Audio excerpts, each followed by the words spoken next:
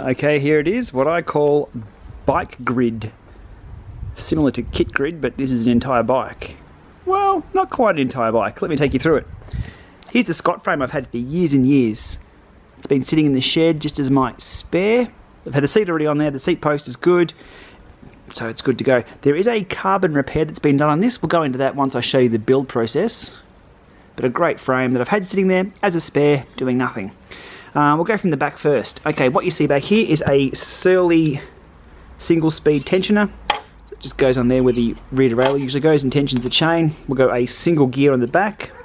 Not quite sure what gearing I'll use yet, probably around the 80-inch mark. What do we have? As I said, the seat's on there. We've got a saddlebag, we've got a lock in case we take this down to the shops. We have a Ultegra compact chain set. So I'll leave the inner ring on there, it shouldn't hurt, but I'll be just using the 50 on the outside. We've got an old 10-speed chain. We've got some Ultegra pedals I had laying around. We've got a frame pump, some cables. We're going with a SRAM Force brake set back and front. I do have a SRAM Red set of brakes, but I think they're a little bit too much for this project. Over to the wheels. Ultegra mismatched. You can see one's a black set of wheels, one's a grey set. I think I've replaced the set because I went 11 speed, so these are the old 10-speed wheels that I had laying around. Single speed there with a few spaces. And for the levers, I'm going to use my old SRAM Red 10-speed shifters. We won't be using the paddles at all because there'll be no gears on the bike, but for brakes, they're dead straight and they don't move like Shimano's. They're locked in. Let me show you with that. So they don't move that way, it's just going to be simply brakes. So they're nicely shaped hoods. Over here to the bars, just an old set of crusty bars I had laying around, some Dedas. I think they're 40 centimetres, might be 41s or 42 centre to centre. We've got a bell for cruising on the path. We've got a old school Garmin mount, or a pretty industrial Garmin mount there. We have a stem, not quite sure what length the stem will go, but that's what I've chosen for now. And we've got some lizard skin bar tape that I've had laying around, but nothing suits red. Bike's got a bit of red on it. So here is the next project. If you recall correctly, everybody wanted to see my giant build, and I never really got around to it because I built it over a few days. My next task is to build up all of this into a bike. We'll probably do it over here, but this time I'll bring you guys along. Alright, let's get stuck into it. Okay, time to get this show on the road and this bike put together. I'll be using my trusty bike stand we built the other day.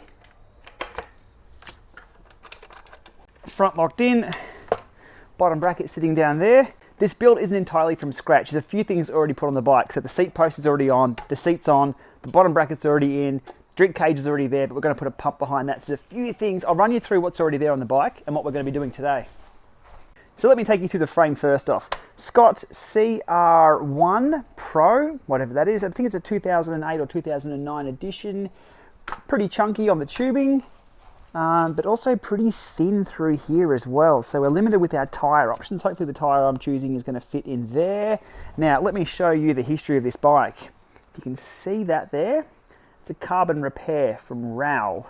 It is pretty glossy at the moment, but like you can see the weave, it's different kind of weaving through there. Rowell said he could match the weave, but I said, look, just do a cheap job and do a strong job. And that's lasted for years. Since we're not starting from scratch, it's going to be a pretty quick build tonight. So we'll get the brakes on, we'll get the crank set on, we'll get the pedals on, the rear derailleur, as you saw before, the single speed, and then we'll get onto the bars and tape and the other little bits we need to set up with my sizing. But everything else is good to go. Just a quick one on the wheels here. That's just a single cog, and I've spaced it out with those 10-speed spaces, as you can see there. My OCD's killing me. I couldn't line them all up. God damn it. And what we do need to make sure is the chain line is straight for the single speed, so there's no chain jumping off. That's what I'm going to go with for now, though. That's about it. Let's get stuck into this and get this out for a ride tonight. We'll start off with the rear brake first. The difference between the rear brake and the front brake, you can see there is the bolt. A lot bigger on the front bolt that's got to go through the front fork, and out the back here it's only a little stubby one. So that's how you tell the difference between the two brakes. So we're going the rear one for now. It goes through there. Yeah. So lining those up as close as we can for now. You can see here it's pretty straightforward.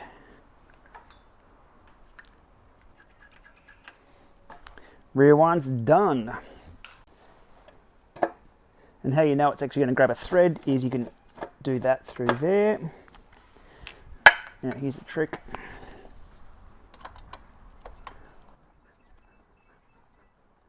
And there's a ton more thread on the front than there is the back. Mainly because the front braking is a lot more important than the back, and you want that super strong. So we go. How are we looking front brakes? Yeah, pretty straight. Hoping there's that for later on. Looks good. Nothing special for the bottom bracket, just a bit of grease. Keep things nice and tidy. Straight on. Then we make sure one's at 6 o'clock, one's at 12 o'clock. Straight on. Cap.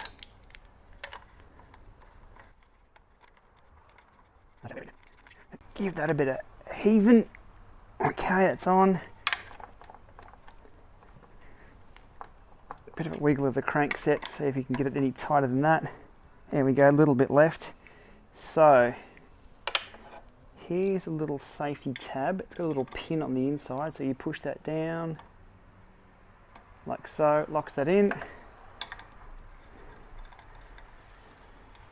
And we tighten these up. A little bit each side, so it's nice and even. Now I'm sure there's Newton meter specifications, but this is just a bit of a hack bike, so tight enough that I'm comfortable that it's not going to fling off on me. And we're done. So we have the cranks on, and do we have them right? So 6 o'clock, 12 o'clock, lunch and dinner, we're good. Okay, onto the pedals, and a tip I got from YouTube: grease the pole, not the hole. There we go. Thank you to whoever told me that one. We'll do them both, given my fingers got grease all over it already. Pole, not the hole. Okay, straight through from the inside. I never do pedals overly tight, just, there we go, that's not going to come out. Same, already pre-grease this one.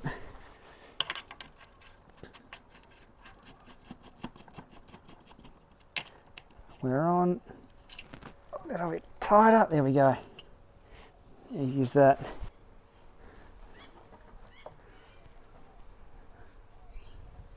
Onto the single speed tensioner. Now the tension itself depends on where the metal is pressing against the rear derailleur hanger. You can see there that wants to push outwards. Now what we're going to have to do is ensure that chain line, if you can see on the camera here, since we're using the 50 on the front there, that 50 chain ring, we need to make sure that that tensioner is in line with the outside there. So what we don't want is cross chaining out this way from the big ring to the little cog there, or out this way. So just on visual inspection, I'm not sure if it's coming through on camera, that's probably in a little bit too far. Let's move this out. Once the chain's on the bike, we can get it perfect, but I think we need to come out a little bit further. Rock and roll. So our summary so far: rear brake on, front brake on, we've got the crankset on, the bottom bracket was already there, so the crankset's already on easy. We put the pedals on, cheers. Things spin nicely, and we've got the rear single speed tensioner on there, and I think we've lined it up not too bad for a start. So now let's get some bars put on here, make this thing look like a bike. Okay, I'm not sure if we're going to put any spacers in here, it depends on the size. That's looking okay. We've got an option on here to go plus 16 or negative 8. Always slam, negative 8. Oh, that's looking pretty good. I'm just lightly doing everything up at the moment. I will go back later on and do everything up nice and tight with the torque wrench. Oh, and the logo has to line up as well. I don't think I've got OCD, but we'll never know. Sweet! Starting to look like a bike.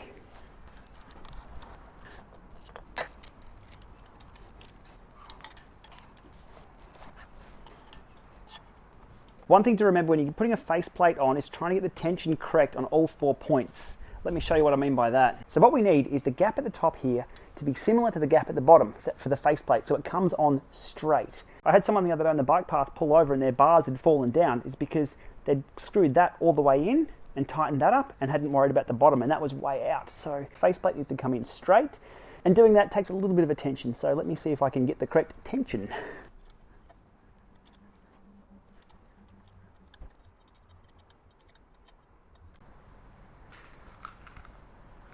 Time for the levers.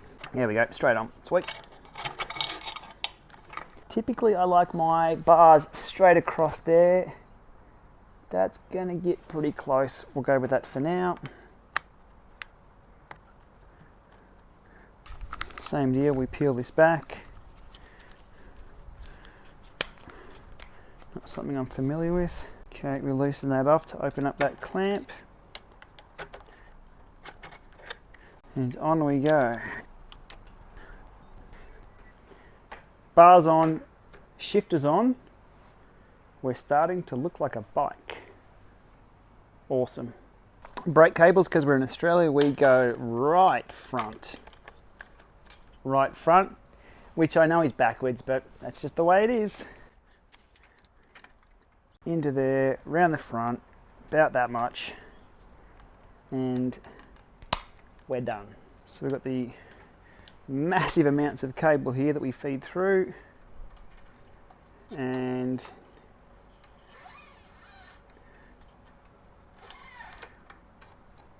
we're in. Good enough for now. So we'll leave that as is for now. Actually, you might even just chop that off because we don't need that much. Oops, straight in there. Fed through. Thunk. Size, we're getting pretty agricultural with the sizing. That needs to go around about there. And we need to steer the bike as well, so we put a bit of give in it. On that side, about that much. It's how scientific it gets. About that much. Wait for it. Done. Okay, we're on for the brake, and just to confirm that's locked in, yep, that's what that's going to look like. Got some brakes on there, cool. Okay, that on there, that on there. Threading it through. Cool, okay. So for the fine tuning of the front end, I actually take the bike off the stand and put both wheels on it and sort of stand over the bike and just make sure it's in the right position for me. I haven't got any measurements or anything like this to put on this bike, but I'll just stand over the bike. So we'll leave that end there for now. What we'll do, we'll get the chain on and get the size right for the single speed. This is going to be the fun part. So first of all, we'll get the rear wheel.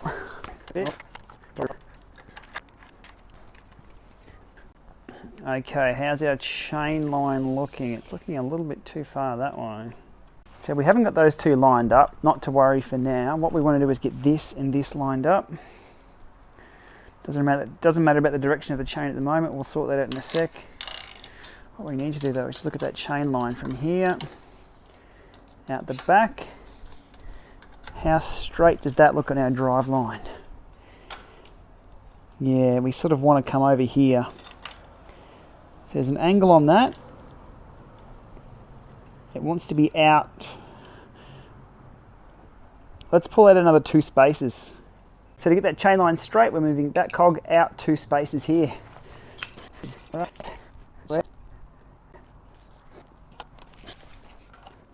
Let's see how we go with this moved out. How'd we go?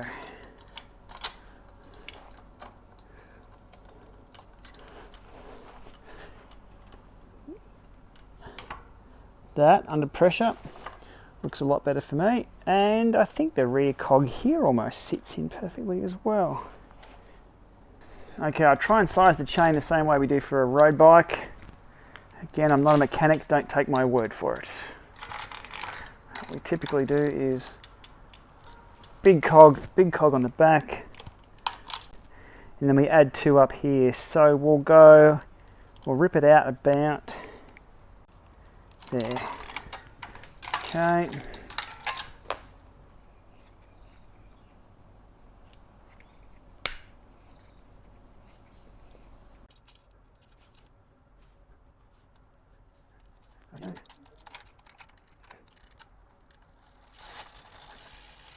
I think we're okay. That's got a lot of tension on that back there. So it chains on.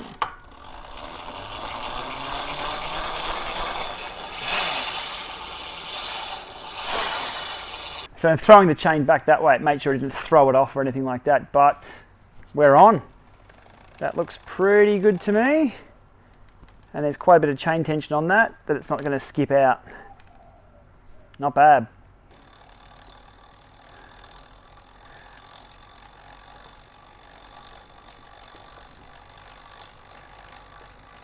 So we're 90% there, but that last 10%, that takes all the time. So what I'm going to do now is take the bike off the stand, put the front wheel on just so I can stand over the bike and get the correct height, adjust the levers to how I like, adjust the bars to how I like. It's just those micro adjustments that need to be done. So let me fast forward through that and then we'll put the bar tape on.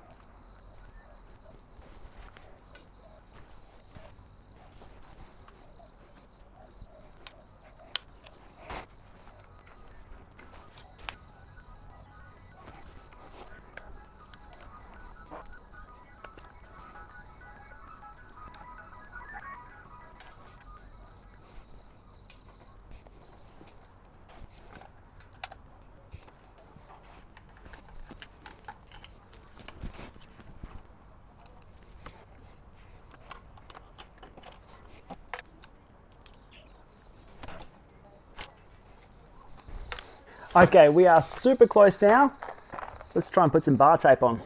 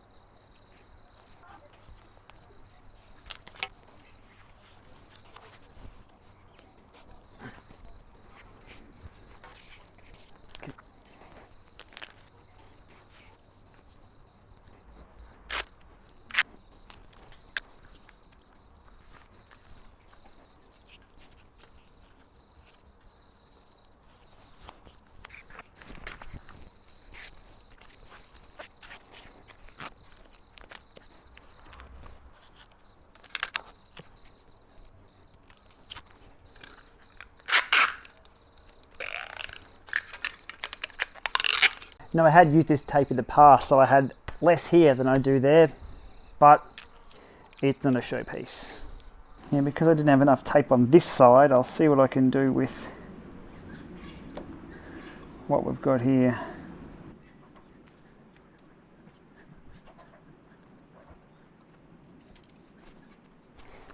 Couple of finishing touches. Got a tube, some patches and some levers in there. Just one of my old kits, but we don't want to be stuck in the middle of nowhere without spares. Usually I'd put that in a plastic bag, but that's all we've got for today, so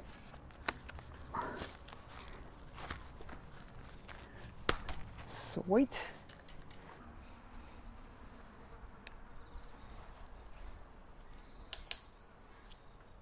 We're done. We are done. Here we go, finished product. Came out looking pretty good. The only disappointment was I had a little bit less bar tape on this side than what I wanted, but it's come out okay.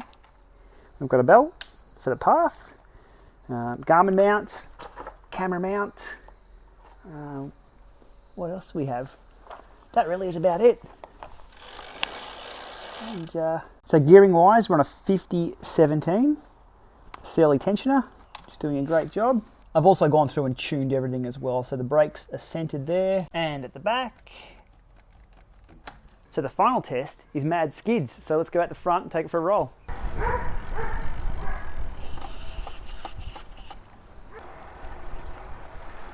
Goes all right?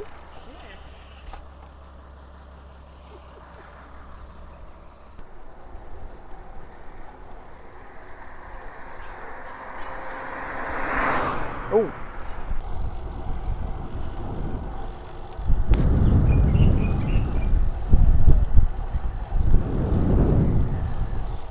There we go, some life back in the old Scott CR1 frame that I've got. All with parts I had laying around at home. And now I've got a shop bike that I can not worry too much about when I lock it up in front of the coffee shop or the supermarket. Okay, there we go, that's what I've done with my spare parts. So if you've got enough spare parts yourself, build yourself a single speed and rip some mad skids. All right, thanks for watching.